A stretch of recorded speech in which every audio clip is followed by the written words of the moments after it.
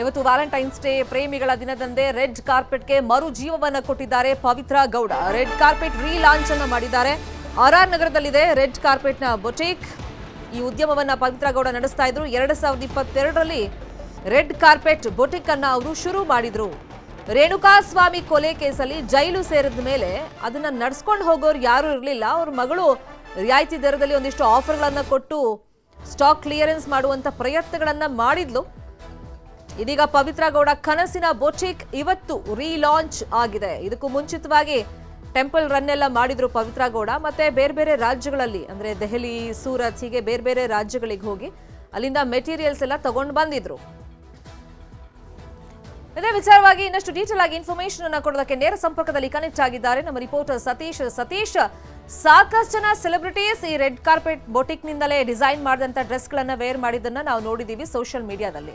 So ಈಗ relaunch ಆಗಿದೆ. ಇವತ್ತು ಸ್ಪೆಷಲ್ ಆಗಿ ಯಾರಾದ್ರೂ ಬಂದಿದ್ರಾ? ಎಸ್ ಶರ್ಮಿತಾ, ಇವತ್ತು ಪ್ರೇಮಿಗಳ ದಿನ. ಈ ಒಂದು ಪ್ರೇಮಿಗಳ ದಿನದಂತೆ ತನ್ನ ಪ್ರೇಮದ ಕಾಣಿಕೆಯಾದಂತಹ ರೆಡ್ ಕಾರ್ಪೆಟ್ಗೆ ಮರುಜೀವ ಕೊಟ್ಟಿದ್ದಾರೆ ಅಂತಾನೆ ಹೇಳ್ಬೋದು ಪವಿತ್ರ ಗೌಡ. ನೀವು ಹೇಳಿದಾಗೆ ಕೊಲೆ ಪ್ರಕರಣದಲ್ಲಿ ಜೈಲು ಸೇರಿದ ನಂತರ ಕಳೆದ ಅಕ್ಟೋಬರ್ವರೆಗೂ ಒಂದಷ್ಟು 50% ಆಫರ್ಗಳ ಮುಖಾಂತರ ಈ ಒಂದು ರೆಡ್ ಕಾರ್ಪೆಟ್ ರನ್ನಿಂಗ್ ಇತ್ತು. ಅದಾದ ನಂತರ ಕಂಪ್ಲೀಟ್ ಆಗಿ ಕ್ಲೋಸ್ ಆಗಿತ್ತು. ಆದರೆ ಇವತ್ತು ತನ್ನ ಈ ಒಂದು ಕನಸಿನ ಈ ಒಂದು ಪ್ರಾಜೆಕ್ಟ್ ಅಂದರೆ ಏನು ಈ ರೆಡ್ ಕಾರ್ಪೆಟ್ ಏನಿತ್ತು ಇದನ್ನ ಮುಚ್ಚೋದು ಬೇಡ ಅನ್ನುವಂಥ ನಿಟ್ಟಿನಲ್ಲಿ ಪವಿತ್ರ ಗೌಡ ಆ ಹಳೆಯದನ್ನೆಲ್ಲ ಮರೆತು ಮತ್ತೆ ಇವತ್ತು ಈ ಒಂದು ರೆಡ್ ಕಾರ್ಪೆಟ್ನ ರೀಲಾಂಚ್ ಮಾಡಿದ್ದಾರೆ. ನೀವು ಕೇಳಿದ್ರಿ ಯಾರಾದರೂ ಸೆಲೆಬ್ರಿಟಿಗಳು ಬಂದಿದ್ರಂತ. ಖಂಡಿತವಾಗ್ಲೂ ಕೂಡ ಇವತ್ತಿನ ರೆಡ್ ಕಾರ್ಪೆಟ್ ರೀಲಾಂಚ್ಗೆ ಯಾವುದೇ ಒಬ್ಬರು ಸೆಲೆಬ್ರಿಟಿ ಕೂಡ ಇನ್ನೂ ಬಂದಿಲ್ಲ. ಸೊ ಅವತ್ತು 2022ನೇ ವರ್ಷದಲ್ಲಿ 2022ರಲ್ಲಿ ಏನು ರೆಡ್ ಕಾರ್ಪೆಟ್ ಆದಂಥ ಸಂದರ್ಭದಲ್ಲಿ ನಿಜವಾಗ್ಲೂ ಕೂಡ ಸಾಕಷ್ಟು ಸೆಲೆಬ್ರಿಟಿಗಳು ಈ ಒಂದು ರೆಡ್ ಕಾರ್ಪೆಟ್ನಲ್ಲಿ ಕಾಣಿಸಿದ್ರು. ಸೊ ಆದರೆ ಇವತ್ತು ಯಾರು ಕೂಡ ಬಂದಿಲ್ಲ. ಈ ರೆಡ್ ಕಾರ್ಪೆಟ್ ಒಳಗಡೆ ಒಂದು ಪೂಜೆ ಮಾಡುವ ಮುಖಾಂತರ ಸರಳವಾಗಿ ಪವಿತ್ರ ಗೌಡ ಅವರು ಇವತ್ತೊಂದು ರೆಡ್ ಕಾರ್ಪೆಟ್ನ ಒಂದು ರೀಲಾಂಚ್ ಮಾಡಿದ್ದಾರೆ ಅನ್ಬೋದು.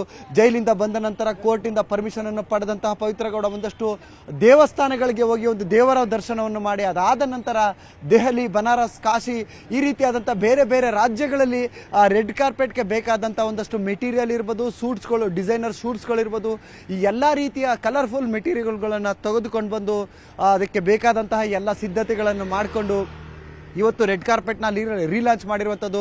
ಇನ್ನು ಯಾವುದೇ ರೀತಿಯಾದಂಥ ಸಮಸ್ಯೆಗಳು ಆಗದೇ ರೀತಿ ಅವರು ಕೂಡ ಒಂದಷ್ಟು ಸಿದ್ಧತೆಯನ್ನು ಮಾಡ್ಕೊಂಡಿದ್ದಾರೆ ಅಂತ ಅನ್ಬೋದು.